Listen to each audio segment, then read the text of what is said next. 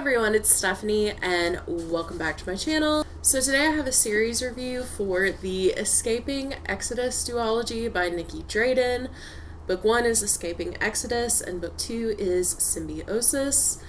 I read the second one earlier this year and I absolutely adore this duology. I found out about it from my friend Angela at the Literature Science Alliance, and I am officially a Nikki Drayden fan, and I would love to read everything else that she has written. So what is this about? So this is set in far future. Earth is no longer habitable. We basically destroyed our planet, can't go back. Habitable planets are still out of reach, and so for generations humanity has survived by establishing colonies within these living space beasts, and they mine their resources from these space beasts. So their entire ecosystem, living space, everything, it is within these beasts, and they basically mine their resources and use these beasts to depletion and then have to move on to the next one, which is where book 1 starts, Escaping Exodus. So the Exodus is to the next space beast. This is a really cool world. It's a matriarchy, and we do have different class systems. One of the lowest classes is taking care of the bowels and that area in the space beast, and then some of the higher classes are, and most important, are taking care of the heart, which is a super important area that you do not want to mess up, and it runs the gamut in between. So this book opens with our main character, Seski. Seski is the heir to the new space beast, and she should be preparing for her future role as the clan leader. However, now that they're on this beast, violent tremors are plaguing their new home, and so she really needs to find out what is causing this, because this is the only home they have. While she's figuring out what's going on, she defies social barriers and norms, and we get to see her and her relationships with her best friend, a beast worker, life around her, and how she navigates the different class systems and relationships in her world.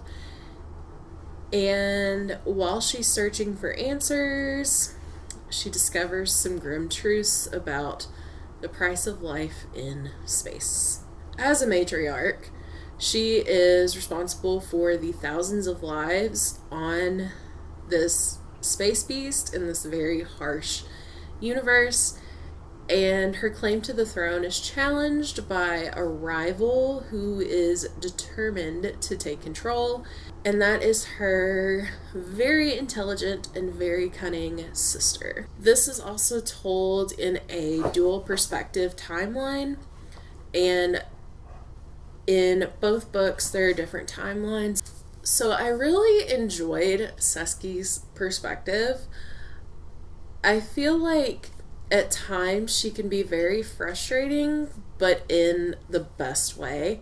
She is a very flawed character. She definitely goes against societal norms at times, but I feel like she's also really relatable, and I love that she kind of breaks these barriers and defies the cultural mores in her universe. Another reason I love her is that she grows as the series goes on, and she becomes more nuanced and more flawed, but also has a lot of growth, and it's just so much fun to follow.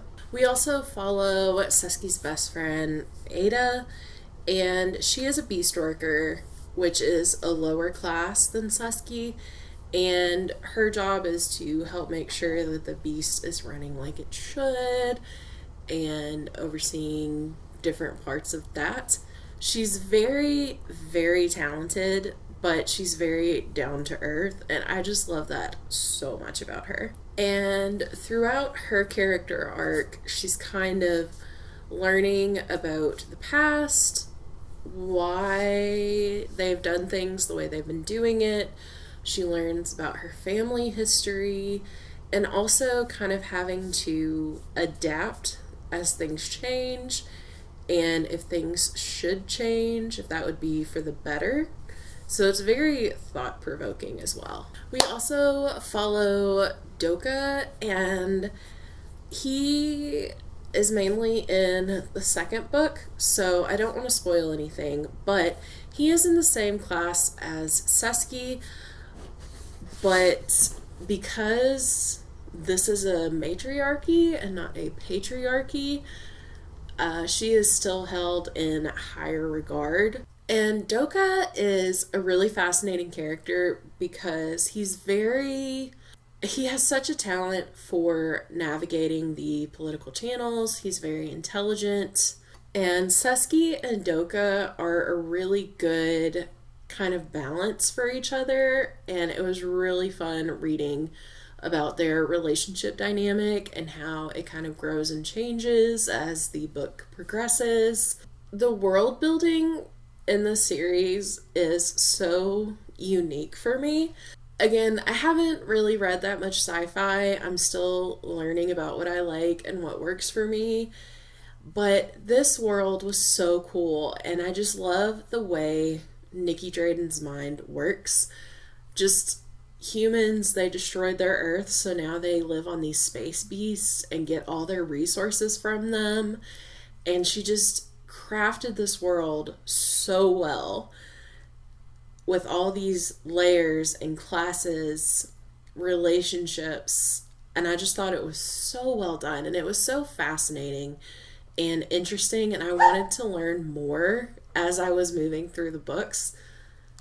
So good. And the cultures that she created in this world are just phenomenal. I know I'm not doing the series justice. It's all I can do is gush about it. I really, really enjoyed it. My one con that I had was I wish the endings had been a bit slower or a bit drawn out. They're very epic, and I really enjoyed that this is a fast-paced series, but I felt like the endings were just a hair too fast, and I would have been happy with like an extra 50 pages or so at the end just to kind of, drag it out a little bit more. But that's a very, very minor con, and I still really enjoyed both of these. And like I said at the beginning, I want to read her other work. If it's as good as this, I'm so excited. And I just love the way her mind works, and I need to read more and just have my mind blown. So, have you read any of these? If so, please let me know down below. If you'd like to leave an emoji, leave some kind of space emoji down below. As always, if you like this video, make sure to click the thumbs up and hit the subscribe button if you'd like. Thank you so much for watching, and I will see you guys next time. Bye.